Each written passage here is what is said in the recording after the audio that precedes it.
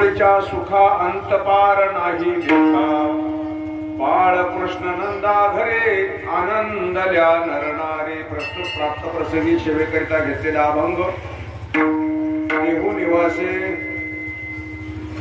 संप्रदायाच्या ठिकाणी कलश स्थाने शोभणारे वैराग्याचे महामेरू तुकोबाराय यांचा 4 चरणाचा अभंग भगवंतानं गोकुळामध्ये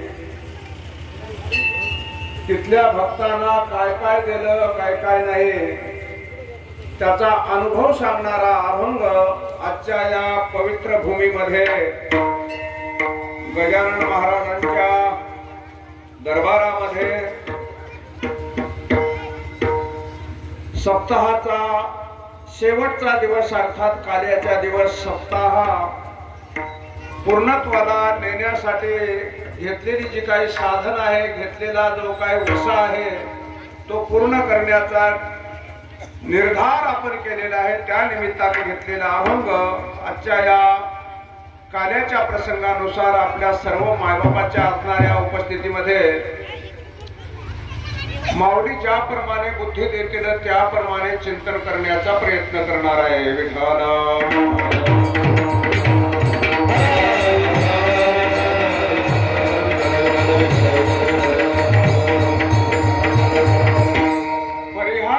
तो असा झाला शेवटचं कीर्तन काल्याचं कीर्तन म्हटल्यानंतर वयस्कर माणसाचा अर्थ आणि तुम्ही हे 7-8 वर्षाच्या एका पोराला कीर्तन देऊन ठेवलं 8 वर्षाचा बालकीर्तन कारण त्याला म्हणे काल्याचं कीर्तन.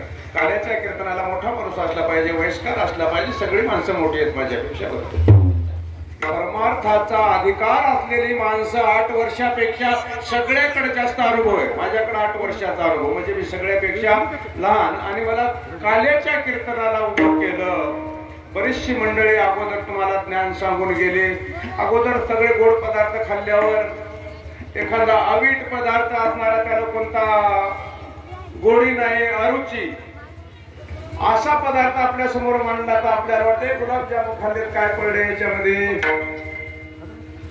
तशा प्रकारचं आजचं कीर्तन आहे. कोणाला रुचेल कोणाला रुचणार नाही परंतु असणार संत आहेत हे संत मात्र निश्चितच गोड करून घेतील. तुम्ही त्या प्रकारचे संत मायबा प्रभू तुम्ही वैशाची मूर्ती मी तव दुबळा अर्चित तसे भक्ती म्हणून बोल जरी गंगावती स्वीकार आले की माझे बोल हे असणारे गंगेच्या पाण्यासारखे स्वच्छ आहेत माझे नाहीतच. आता मी जे जे बोले ते तुमचे शिकविले अवधारी जे आपुले आपण देवा. माझं बोलणं म्हणजे स्वतःच अजिबात नसतं. मला बोलवणारा कोणीतरी आहे ऐकवणारा कोणीतरी आहे त्याने याप्रमाणे कीर्तनाला सुरुवात. विठाला विठाला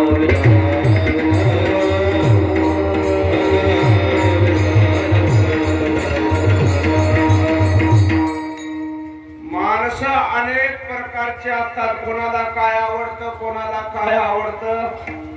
बरेच असणारे आवडीचे विषय वेगळे वेगळे असतात बरं. म्हणून त्याच्यामुळं सगळ्याला कीर्तन आवडत आणि सगळ्यालाच आवडणार नाही असंही नाही. आवडणारे आहे आणि आवडणारही नाही म्हणून असणारे बरेच याच्यामध्ये भाग पाडले.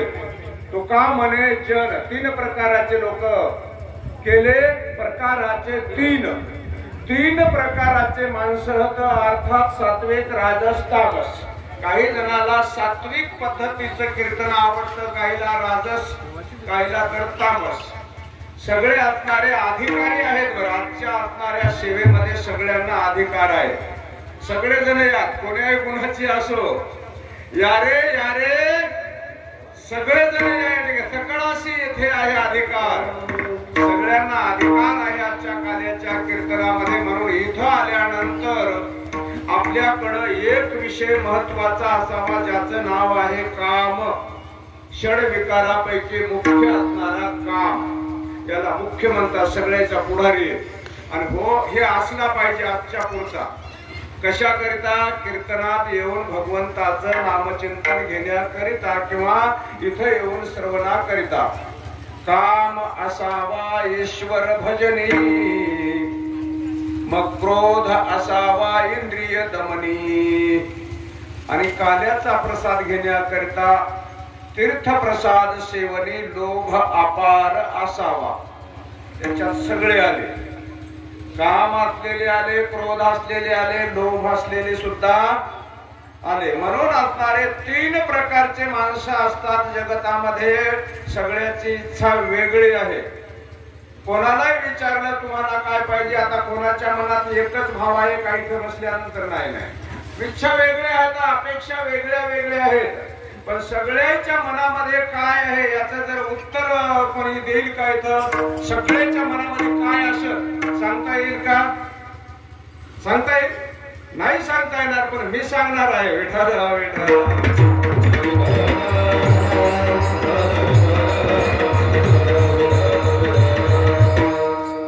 मी सांगणार आहे, ते सगळ्याचा विषय असणार आहे. बरं, तुम्ही म्हणसाल आता कोणाची इच्छा कशी, कोणाची कशी, कोणाच्या मनात काय, कोणाच्या मनात काय, काही असू द्या कोणाच्या मनामध्ये, पण इथं आलेल्या पैकी हात वरी करा, सुख कोणाला नको आहे?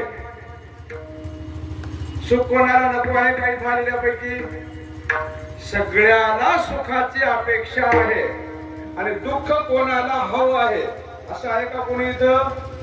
मला की दुःख व्हावे, कोणी भावे ना जीवे, कोणालाच दुःख नसावं वाटतं, अर्थात सुखाची प्राप्ती व्हावी, हा सगळ्यांचा विषय आहे. विठ्ठल विठ्ठल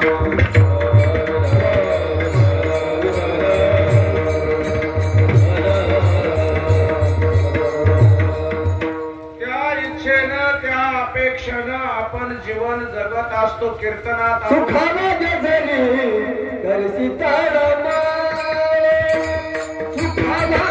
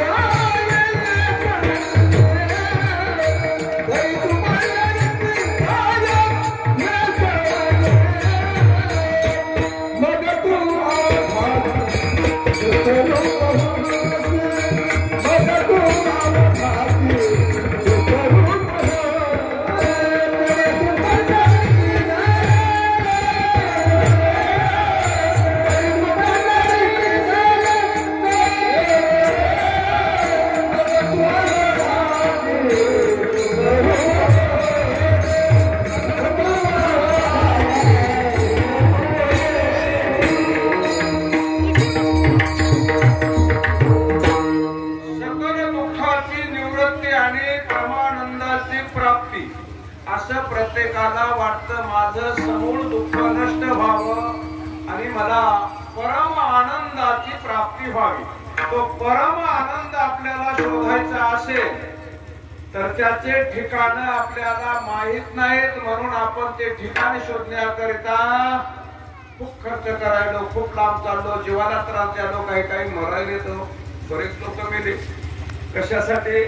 परम आनंद शोधण्याकरिता, सुखाच्या प्राप्तीकरिता गेले. पण तुकोबाराय म्हणले ते काय कामाचं? सिंहस्थ पर्वणे आले, नाव्या भटा धनी झाली. सिंहस्थ पर्वणी कुंभमेळा आला, बरेचसे लोक गेले, चिरडून चेंगरून बरीचशी मंडळी मेली. पण तिथलं जे असणार जे काही सुख आहे ते इथं आहे. आम्ही घेऊन आलो. बरं, मला जायची गरज नाही, आपोआप गाठोडं बांधून आणलंय. तुम्हाला तिथं जाऊन खर्च करून, शिवाय जीवितवाची जबाबदारी ज्याची त्याच्यावर आहे, ते सगळं तिथं काय जे मिळत असेल ते आजच्या या कार्याच्या चित्रात तुम्हाला मिळणार आहे. विठाला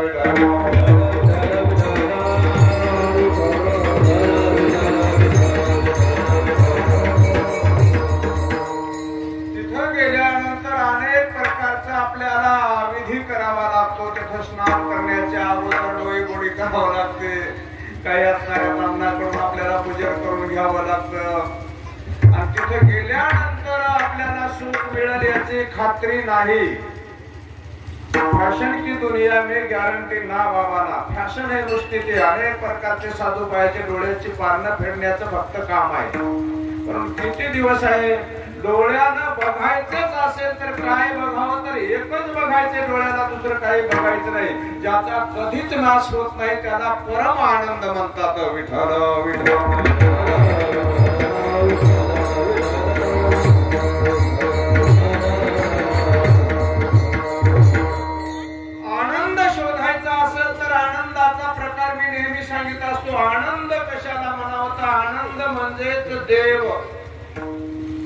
आनंद लय जणाला होत. किती जणाच्या घरी आनंद नावाचे लेकरं असतील, आनंद नावाचे माणसंही असतील. पण खरा आनंद शोधायचा असेल तर ज्याच्या असणाऱ्या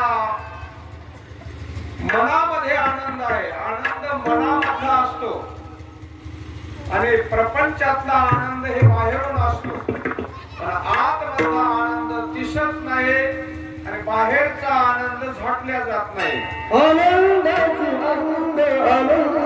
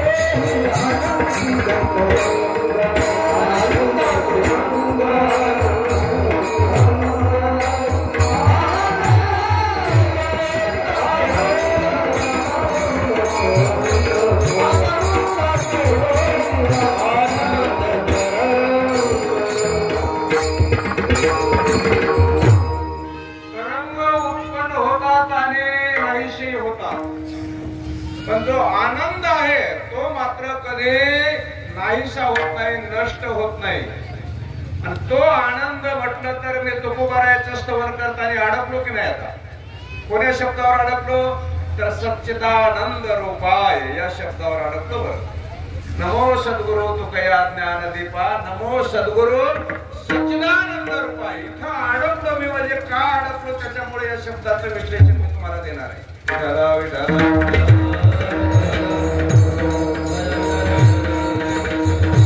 सगळ्याला माहित आहे सत्य आनंद, पण त्याचा विग्रह वेगळं वेगळं जर आपण जर तोड केले, व्याकरणकाराला माहित. माझं शिक्षण 4थी 5चा माणूस काही व्याकरण सांगणार नाही. पण सत चित आनंद. सत म्हणजे ब्रह्म, चित म्हणजे माया आणि आनंद म्हणजे देव.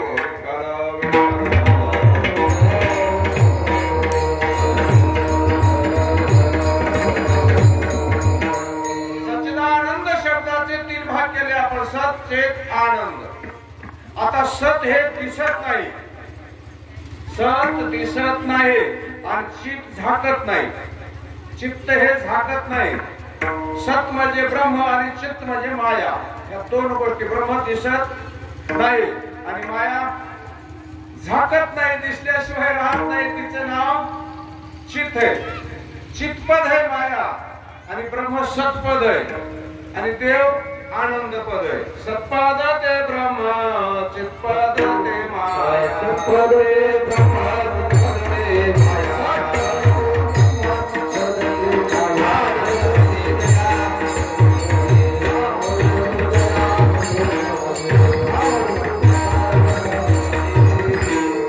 सत्पद ते ब्रह्म, चित्पद ते माया आणि आनंदपदी जया म्हणते हरी.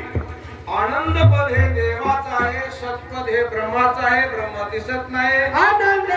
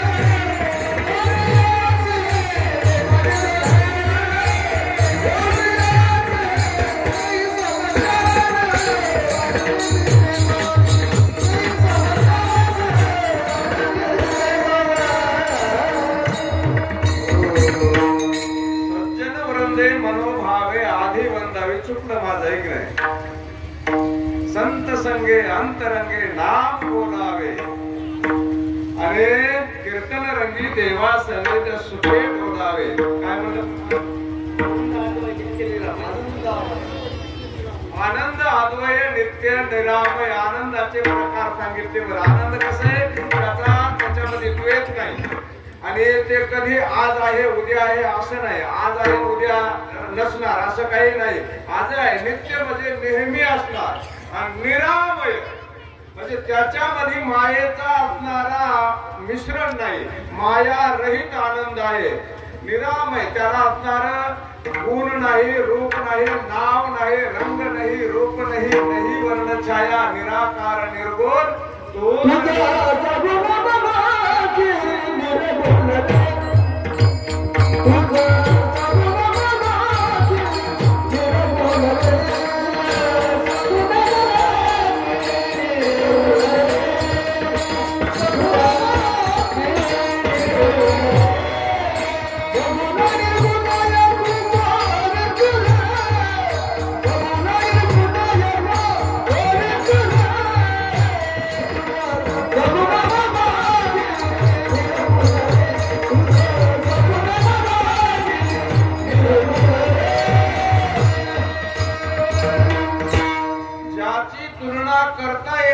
असा असणारा आनंद स्वरूप देवाचं त्याची तुलना करता येत नाही. कसा आहे कसा नाही हे आपल्याला त्या ठिकाणी असणार त्याची बरोबरी किंवा त्याची असणारी गुणे एखाद्या दुसऱ्या वस्तूची असणार तुलना करता येत नाही वर्णन करता येत नाही. अमुक असा आहे म्हणून देव कसा आहे तर देव देवासारखा आहे.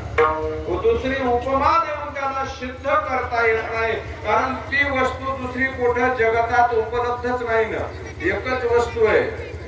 मी आणि माझे हरपले ठाई जेथीच्या तेथे आदृश्यतेची झाले काही दृश्य होते. ही स्थिती अगोदर निर्माण करायचे आणि मग ती वस्तू दिसते. उपजे आणि नासे ते माया वशे दिशे. एरवी तत्वता वस्तू जी असे ते अविनाशाची ती अविनाशी वस्तू आहे आणि त्या वस्तूच्या तुलनेची बरोबरीची दुसरी वस्तू निर्माण झाली नाही होणार नाही मागेही नाही आणि पुढेही होणार नाही. तिचं नाव आहे आनंद.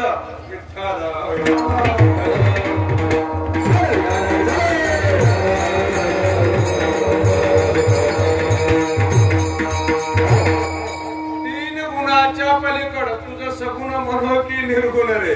तीन गुणाच्या पलीकड त्रिगुण आसार तिन्ही गुण आसार करून टाकले. त्याच्या पलीकड भगवंत आहे आणि त्या भगवंताच्या भेटीसाठी आपल्याला जायचं ठरलं तर आपल्याला 4 पायऱ्या ओलांडायच्या. आता 5वी पायरी असणारी ती आनंद स्वरूपाची आहे.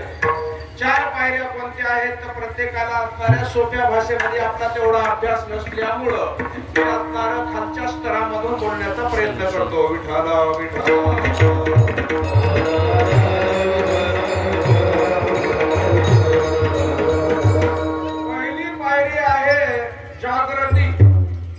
जागृती. आता आपण जागृती अवस्थेमध्ये आहोत पण आतमध्ये झोपेमध्ये आहोत. आपण आतमधून झोपलो. आतमधला आपला काही संबंध नाही. फक्त जागृतीमध्ये कीर्तन ऐकायचं मस्त नामचिंतन करायचं हेच आपल्या मनामध्ये कीर्तन झाले की महाप्रसाद सेवन करायचं आपापल्या घराला निघून जायचं. ही जागृती अवस्था आहे. वरतून आपण जागे आहोत आतमध्ये झोपलो. आतमध्ये झोपल्यानंतर संत महात्मे या जागृती अवस्थेतल्याच माणसाला जाग करतात. माणसाला जे झोपले नाही याला काय उठवायचे. म्हणून म्हणतात त्या ठिकाणी उठा साधू संत साधा आपुले हित किंवा उठा जागे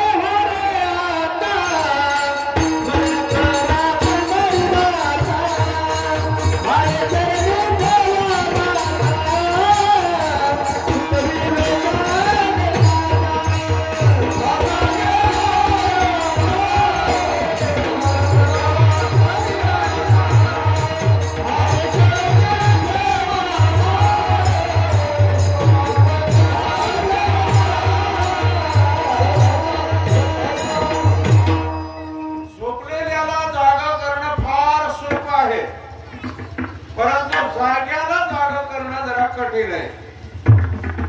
जागा आहे त्याला काय जाग करायचं त्याला त्याच्या स्वस्वरूपानं जाग करणं हे अत्यंत महत्वाचं. त्याचं स्वरूप त्याला सांगणं तो नव्हे. त्याला म्हणतात तैसा स्वस्वरूपे उठिला स्वस्वरूपानं उठणं स्वरूप समरसे ऐके गा झाले तैसे तेथ किंधर्म हे कैसे नेणे देह देह हे जागृतीमध्ये विसरला पाहिजे. झोपेत विसरतो आपण, याला सुसुप्तीत विसरतो, पण जागृतीमध्ये देह विसरत नाही आपण.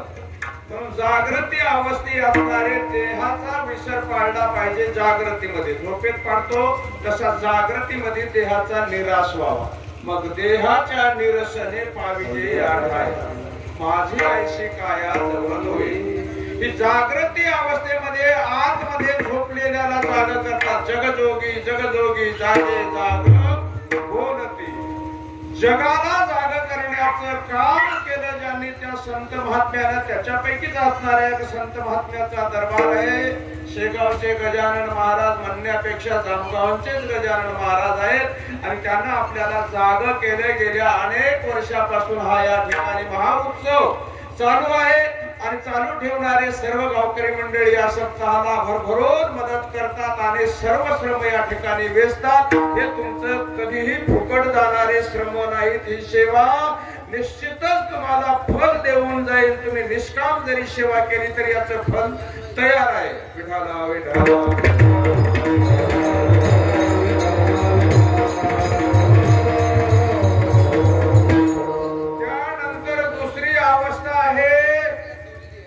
स्वप्नी अगोदर सुसुप्ती यायला पाहिजे. झोप आली तर स्वप्न आहे तसं काही नाही. सुसुप्ती अवस्था ही म्हणजे झोपल्याला सुसुप्ती म्हणतात, पण सुसुप्तीच्या अगोदर स्वप्नी अवस्था येते. स्वप्नी अवस्था म्हणजे स्वप्न पडणं. इथं बसलं तरी स्वप्न चालू होत आपले, ज्याला दिवा स्वप्न म्हणतो आपण. जागेपणानं एखाद्या गोष्टीचा विचार करणं, त्या गोष्टीमध्ये रमून जाणं, ही म्हणतात स्वप्नी अवस्था. या अवस्थेमध्ये आपण गेल्यानंतर काय होतं की आपण वरतून झोपतो पण आतमध्ये जागे असतो. स्वप्नी अवस्थेमध्ये माणसं वरून झोपतात, ते ह्याला विसरतात, गोष्ट खरी आहे. परंतु आतमध्ये मात्र ते असणारे त्या विषयाशी असे निगडीत तल्लीन झालेले असतात, त्या विषयामध्ये रममान झालेले असतात. त्याला म्हणतात स्वप्नी अवस्था. आता ही स्वप्नी अवस्था म्हणजे बाहेरून झोपणं, आतमधून जागणं. तिसरी अवस्था आहे सुसुप्ती, ज्याला झोपणे म्हणतात. त्या अवस्थेमध्ये आपण आतही झोपतो आणि बाहेरही झोपतो. वरूनही झोपतो आपण आणि बाहेरही आतमध्येही झोपलेले असतो. आपल्याला आतमधूनही काही व्यवहार करता येत नाही. स्वप्न जरी पडलं तर त्या स्वप्नाचा काही फायदा होत नाही.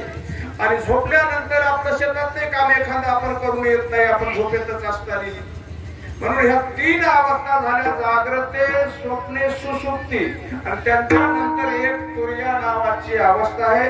तिथं संत महात्मे त्या दरबारात उभे आहेत तुर्या अवस्थेमध्ये. त्या अवस्थेमध्ये आतही जागे आणि बाहेर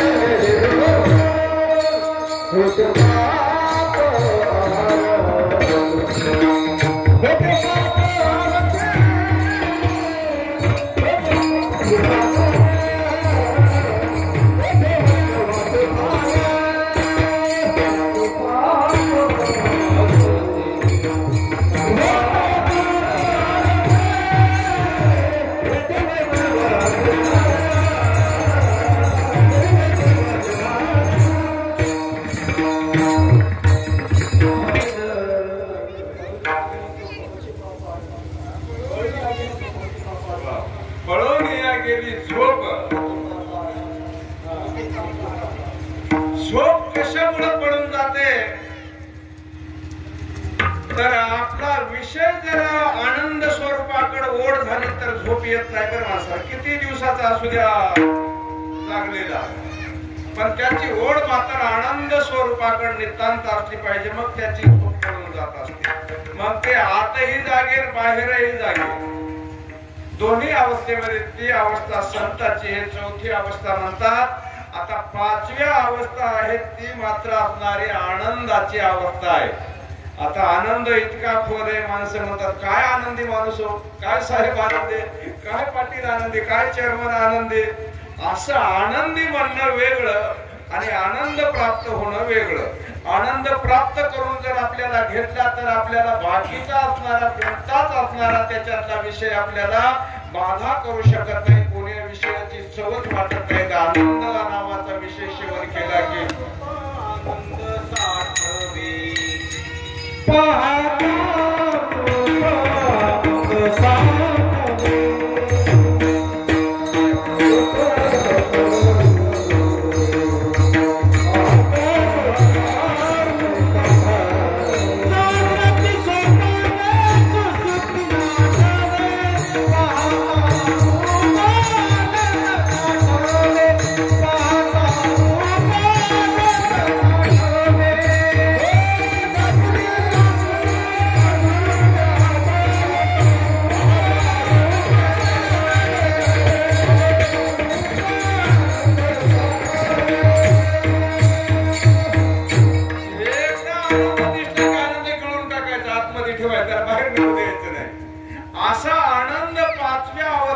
प्राप्त होतो. तुर्याच्या पोटची अवस्था आनंद अवस्था, त्याला उन्मनी अवस्था म्हणतात. जागृती, स्वप्ने, सुसुप्ती, तुर्या आणि उन्मनी अशा असणाऱ्या 5 अवस्था आहेत. आणि या 5व्या अवस्थेमध्ये आनंद आपल्याला दिसतो. प्राप्त होण्याचं काय दिसला म्हणजे ते काय लांब नाही ना कुठं, आपल्याकडे 5ही अवस्था आहे. आणि त्या अवस्थेला असणारा देव म्हणावं. ती अवस्था ज्याला प्राप्त झाली तो देव झाला. देव तयासी म्हणावे, त्याचे चरणी लीन व्हावे, त्याला देव म्हणावं. ती अवस्था नाथबाबांना वर्णन केले. मुद्रा ती 5वी लावून या लक्ष, आत्मा प्रत्यक्ष हरे दिसे. 5व्या मुद्रेला पोहोचलं म्हणजे उन्मनी अवस्थेला पोहोचलं की मग तिथं आनंद स्वरूपाची भेट होती. मग आत्मा प्रत्यक्ष हरे दिसे. हरे म्हणजे आनंद स्वरूप आहे. त्या आनंद स्वरूपाची भेट आपल्याला होण्याकरिता 5व्या अवस्थेपर्यंत आपल्याला बरंच असणार चालत जावं लागणार आहे. या पायाची गरज पडणार नाही. तिथं कोणत्याच इंद्रियाची गरज नाही. फक्त मनरूपी इंद्रिय 11वा जे असणारा इंद्रिय आहे तितकं हातात ठेवलं की तिथपर्यंत पोहोचता येतं. मग तिथं सगळी प्राप्ती, सकळ सिद्धी. तिथं काय रामकृष्ण नामे, रामकृष्णे नामे उन्मनी साधले, योगिया साधले जीवन कळा. ती उन्मनी अवस्था साधली की मग तिथं जीवनाची कळा आहे आपल्या. मग तो आनंद त्याला सुख म्हणायचं. त्याला काय म्हणायचं? आणि ते सुख प्राप्त कोण केलं तर गोकुळातल्या असणाऱ्या गोपीनाथींना अभंगाचं पहिलं गोकुळीच्या सुखा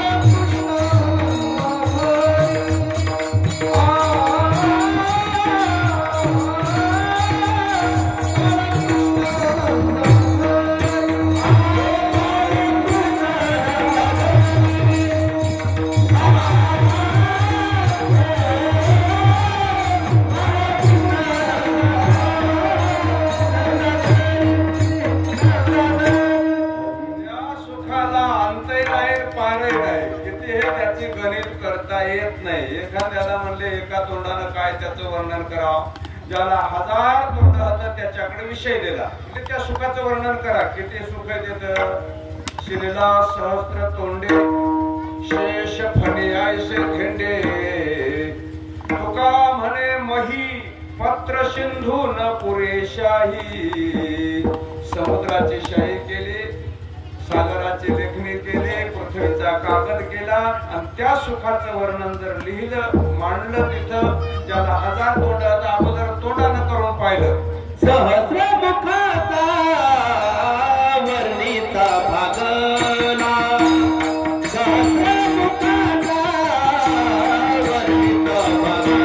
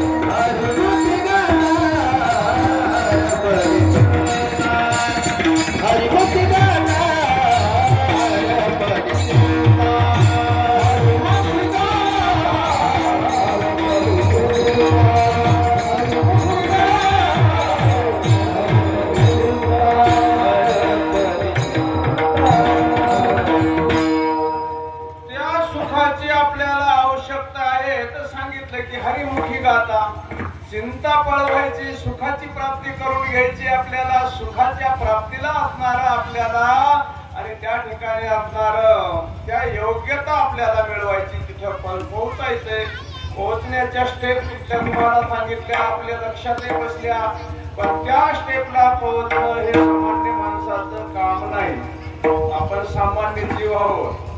त्याच्यासाठी असणारे कठीण परिश्रम करावे लागतील. त्या परिश्रमामधून पुन्हा यश येईल की नाही सांगता येत नाही, पण त्या गोपीनं असणारी ती असणारी अवस्था प्राप्त केली. 5व्या अवस्थेला भगवंताला जाणून घेतलं.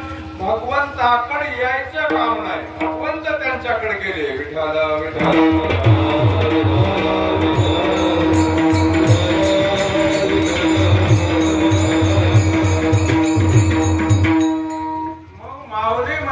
ठिकाणी की तुम्हाला आता ते सुख त्याचं प्रत्यक्ष डोळ्यानं बघायचंय का?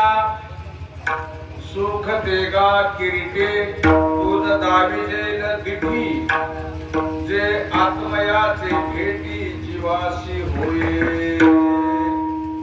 ते सुख डोळ्यानं बघायचं असं तर आपल्याला आपल्या असणाऱ्या वरच्या 4 अवस्था ओलांडावं लागतील. त्याच्यामध्ये असणार त्याला आपण जीव म्हणतो त्याला बघायचं, ते जीव नाही. परंतु आपल्याला अगोदर सांगलं सच्चे तो चित विषय आपल्या मनामध्ये असल्यामुळं ती वस्तू ही वस्तू रूपानं न दिसणं, अन्यथा रूपानं भासणं, त्याचं नाव माया. त्या मायेमुळं आपल्याला आपण विसरलो. मी आणि माझी आठवण हे विसरून गेलो. आपण मी कोण आहे याचं भान राहिलं नाही. त्याच्याकरिता आपल्याला आपल्याकडचं आधी अर्पण करावं लागतं. म्हणतात कुछ कमाने के लिए कुछ गमाना पडता. अगोदर त्याला काय द्यायचं आणि मग मागायचं. कर चरणेशी इंद्रिय व्रती तुझे ठाई तुझी होती, मी आणि माझी उरो नेदी कीर्ती, आणि हे दान श्रीपती मज द्यावे बाळ छंदो बाबा बाळ छंदो.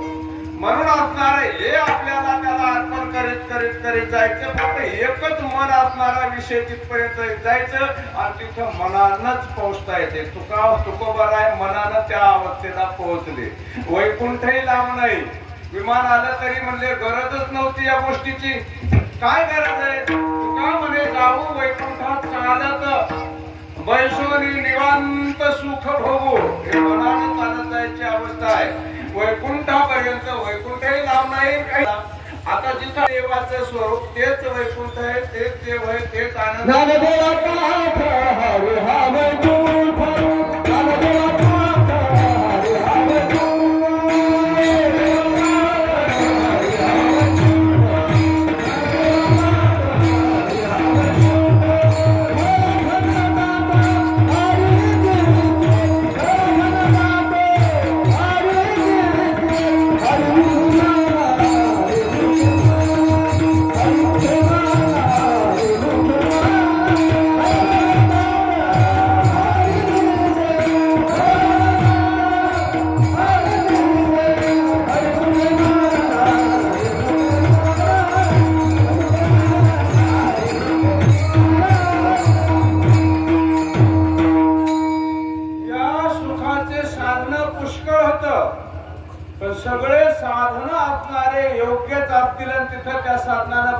येईल असं काही नाही.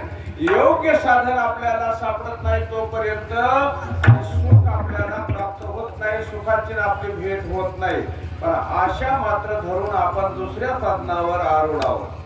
आशा धरली आपण सुखाची, सर्व सुखाची आशा जन्म गेला, क्षण एक मुक्ती यत्न नाही, प्रयत्न केला नाही कोणत्या की साधन आपलं चुकलेलं आहे.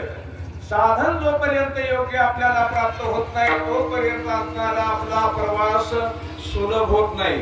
आणि एकदा आपला प्रवास सुलभ झाला आणि ते साधन आपल्याला कळालं, त्या साधनाच्या माध्यमातून आपण तिथं पोहोचलो की पुन्हा माग यायचं काम नाही. गंगा समुद्राला मिळाली, तुका म्हणे गंगा सागरी सागर संगमी, त्या उर्मी असणाऱ्या पण माग यायचं कामच पडत नाही ना. म्हणून असणारा तिथं जाणं म्हणजेच असणारा काल आहे, त्याला असणारा कलश म्हणतात. कलश स्थानी शोभणारं कीर्तन आहे आजचं कीर्तन. म्हणजे काल्याचं कीर्तन काय पूर्णत्व आहे. 7 दिवस आपण जे काही केलेलं आहे त्याचा असणारा प्रसाद आपल्याला प्राप्त करायचा आहे, ते सुखाच्या रूपामध्ये प्राप्त करायचा आहे. प्रसाद देतो मानदास किती गातन, प्रसाद देतो भगवंत. प्रसाद भगवंत आज देत असतात. काल्याच्या कीर्तनामध्ये संत तर असतातच, मात्र देव आपल्याला प्रसाद देण्याकरिता प्रत्यक्ष येत असतात. विठ्ठल विठ्ठल